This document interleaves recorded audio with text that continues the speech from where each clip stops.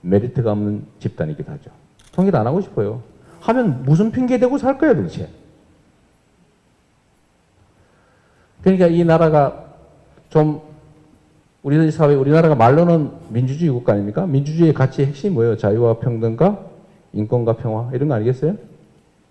근데 자유와 평등이라고 하는 건 사실은 등가의 가치를 가지는 건데 제대로 된 자유가 제대로 된 평등으로부터 오죠. 실질적인 내용상의 평등이 있어야 실질적인 자유가 옵니다. 근데 실질적 평등이 보장이 되지 않는